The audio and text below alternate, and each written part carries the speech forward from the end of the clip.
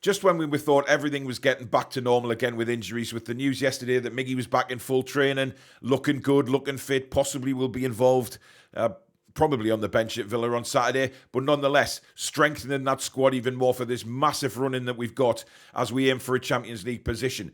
Third place is still very, very much up for grabs for Newcastle as well. We thought it was fourth place originally, but the form has turned again. Of course, we've got out of that little rut that we were in. We're performing brilliantly. We're winning games. And this is a big opportunity for Newcastle United to finish in third, never mind fourth, which of course means Champions League. Now, with a fully fit squad, that is what we needed because the bench looked a lot more dangerous. We've got players on that bench who can come on and change games. But unfortunately, as you can see in the headline there, Jordan Cronin has come out this morning with a report about Maxi. Everton midfielder Amadou Onana has come out and said that he's very much impressed with the project at Newcastle, which I find a bit staggering. Sven Botman has liked a very interesting post on Instagram. And according to reports in France, Hugo Ekitike may well still be on the radar for Newcastle United. This is the Daily News.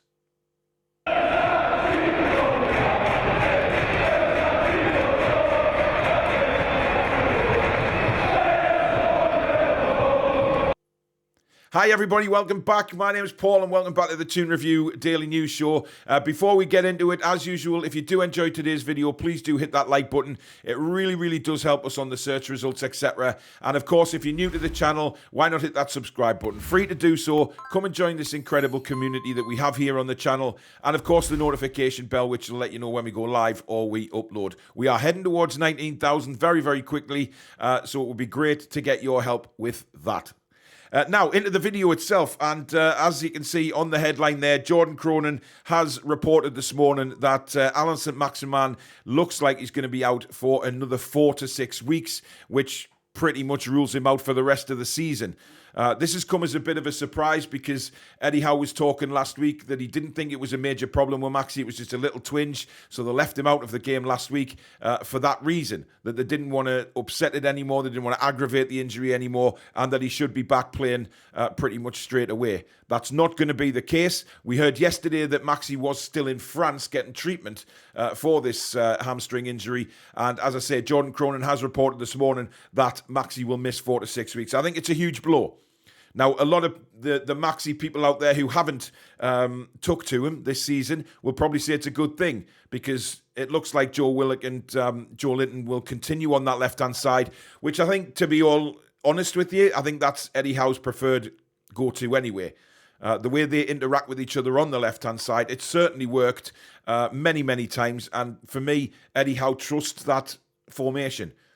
Now, we've heard about Eddie Howe maybe not trusting Maxi defensively, but there is times where we do miss saint-maximin. There's no doubt about it. You take the first half, for example, at Brentford. The first half at Brentford, we needed that outlet. We needed somebody to get a hold of the ball, get the game by the scruff of the neck, and attack Brentford. We didn't really have that outlet in the first half. Second half, of course, we know that all changed.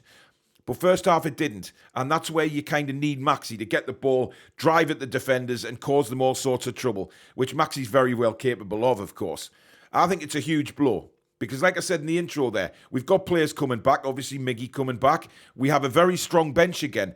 And earlier in the season, we didn't have that bench where we can bring players on who can replace quality for quality and can impact a game of football. The players that we used to bring on weren't game changers. They couldn't do anything about it. But Eddie Howe now has opportunities to change it a little bit with what he's got on the bench. So whether Maxi started the game or whether he was on the bench, for me, he would offer something. And that something just isn't there. Obviously, when he's injured, we kind of miss that guy who gets the ball. We know how electric he is at times. And we've seen in the last 3 or 4 games, when Maxi has looked at 100% fitness, how much damage he can cause. He's been brilliant. But unfortunately, a lot of other people will look at the situation and say, well, he's the same as Callum Wilson. The guy's made of glass. He can't stay fit for a number of games without picking up injuries. Now, you could say flair players like that do tend to pick up more injuries. You know, the pacey players, the dribblers who run at defenders. But then again, you see in other teams players of that ilk who stay fit most of the season. So for me, it is a worry about Maxi. It is a worry that he's injured quite frequently. He'll have 3 or 4 really good games like he has recently, and then he just disappears again with an injury. It's a disappointment for me, but it'll be a bigger disappointment for Eddie Howe because he will want those players available on the bench, ready to go, or in the starting lineup. We've got some very big games coming up, of course. An opportunity to finish third in the Premier League. We were hoping fourth, but now all of a sudden we're right in the shout for third. So we need as many players fit as possible. And, we were thinking, wow, everybody's coming back. We're going to get a fully fit squad. Everything's fallen into place here for the run-in. But that news has just rocked us a little bit this morning. But let me know in the comments what you think about Maxi missing. Are we going to miss him? Or do you think, it's not that much of a problem because we've got players who can step in there and play just as well? But let me know. Now, this is a strange one for me. Everton midfielder Amadou Onana has come out and said that he is very, very interested and loves the project at Newcastle United. Now, I find this very, very baffling because he's an Everton player at the minute. Now, yes, he has been linked with a summer move to Newcastle United in the summer. There's been various media reports about that recently, and he is a very, very good player. I think he's a fabulous player, actually. 21-year-old, Belgian international. He's got a lot going for him, this guy. And he's kind of, wasting away at Everton, if you like. I mean, we could look at the teams that are in the relegation scrap. Everton are a possibility to get relegated this season, and if they do, then similar to probably Southampton, etc., there's going to be a fire sale there because they won't be able to keep the wages on that they've got on these certain players. And Onana will probably be one of them. Now, he is interested in a move as well. He has made that public that he would be open to a move. Newcastle were interested in January, but Onana himself didn't want to move. He wanted to stay at Everton and fight for Everton's cause. I can't blame him for that. That's very honourable of him. But now he's said that he would be open to a move. Now, how this goes down with the Everton fans, I have no idea. But if it was one of my players saying that he likes the project or loves the project at another club, I'd be pretty pissed if I was honest with you. But listen, Everton, they're having a very, very rocky time at the minute. They're still very, very salty over the Anthony Gordon situation. And if Onana comes to Newcastle as well, that's just going to rock the boat even further, isn't it? So let me know what you think. Onana, is he somebody that would come into the Newcastle squad and delight you? Because 21-year-old, he fits the bill perfectly. Could he be the next midfielder in the door at Newcastle United? Now, Sven Botman, and as I said there in the intro, he's liked a post on Instagram, which has caused a lot of intrigue among quite a few of the fans. He's liked a post on Instagram, which is linking Declan Rice to Newcastle. Now, over the last couple of days on social media, there has been the normal hoolah about players coming to Newcastle, but Declan Rice has been mentioned a few times. Would he move all the way up north from London? Would he be interested in the project at Newcastle United? Would we be able to afford him for a start? Well, I think affording him shouldn't be a problem. If we finish in Champions League, we bring massive new sponsors in, that opens up FFP a lot more for Newcastle United because they've got the income that they can now spend. So it wouldn't necessarily be a problem affording Declan Rice. It's all about whether he wants to come. Now, I've seen clips on social media this morning talking about Declan Rice again and saying that he gets on very well with Eddie Howe. If you look after the game at St James's when we played West Ham, he had his arm around Eddie Howe. Howe had his arm around him, and he was talking with Howe and Tyndall for ages and smiling and things like that. So maybe there is a possibility that they get on very well, and maybe Eddie Howe has said something to him. Who knows whether contact has been made with his representatives? We don't know, and we'll never know until the club make it official, to be honest. But the fact that Sven Botman's liked it has caused a bit of intrigue, saying, is there something in that? Would Botman be interested in playing alongside Declan Rice? I would think, of course, he would. Declan Rice is an excellent footballer, and he would be fantastic for Newcastle as well. But this is what I mean about exciting times coming up, guys. Whether we get these players or not, the fact that we're linked with them in the media, compared to the likes of Hamza Chowdhury, etc., this is fabulous for us Newcastle fans and very exciting. Linked with Declan Rice, linked with Onana, linked with all these top players across Europe. It's brilliant. And that's where we should be now. And that's where the new owners want us to be as well. We're at the top table now, whether clubs and other fans like it or not. We are up there. And they're just going to have to get used to that. Now, finally, a man that caused quite a big stir, I think, in the summer, Hugo Ekitike.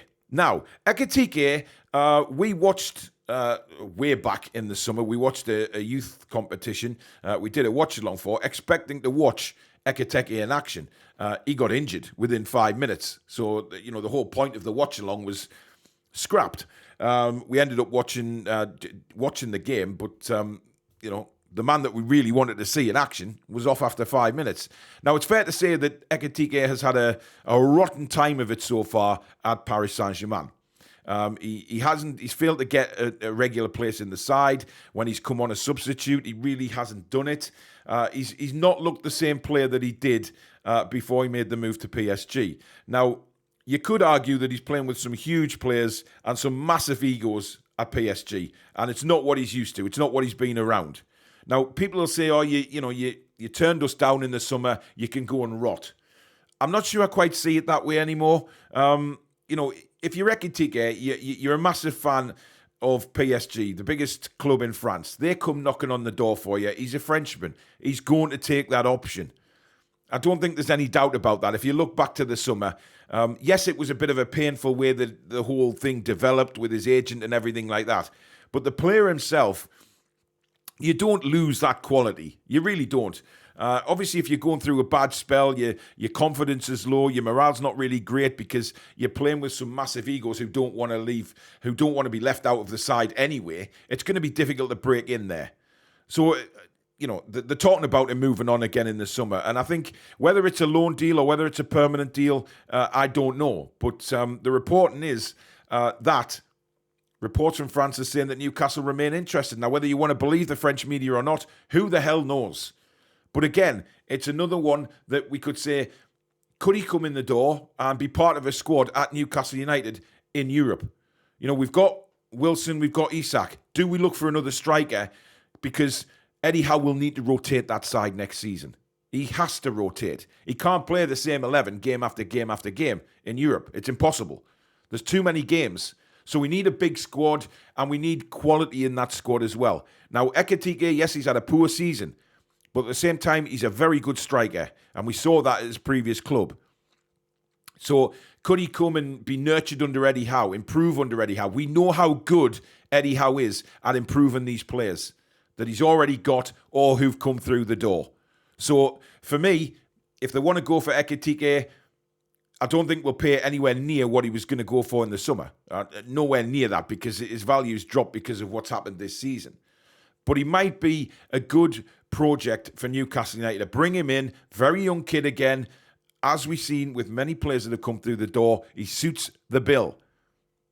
So whether you're still salty about him not signing the first time, I was annoyed at the time, but then you look back and you think, well, he's French, the biggest club in France come knocking for him. He's going to take that opportunity to play for PSG. Growing up as a kid, PSG, if you're French, you just love them. You know how big they are. So the opportunity to play for them would have been huge. So I can understand it in a way.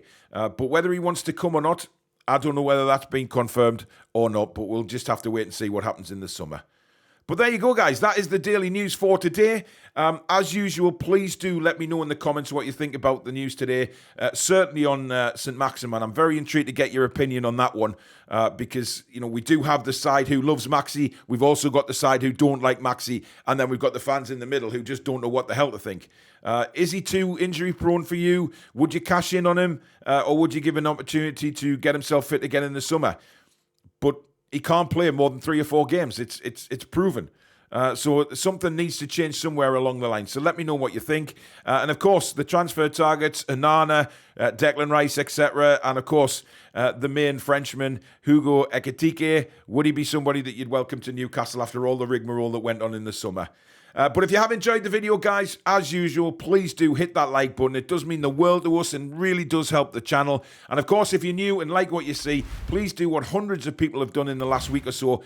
Hit that subscribe button. It is free to do so. And of course, the notification bell, which will let you know when we go live or we upload any videos. You can catch us on all the socials at the Toon Review. We also have a fantastic Discord server now, which has been completely revamped. It's great for everybody to get involved. in there. Lots of football chat, lots of banter. It's a great place to be if you want to have some interaction with the Toon Review crew. And also, you can become a member if you hit that join button just underneath as well. Lots of prize giveaways for the members as well. But thank you very much for watching, guys. Really appreciate it. Have a great Thursday afternoon, and we'll see you soon. Take care.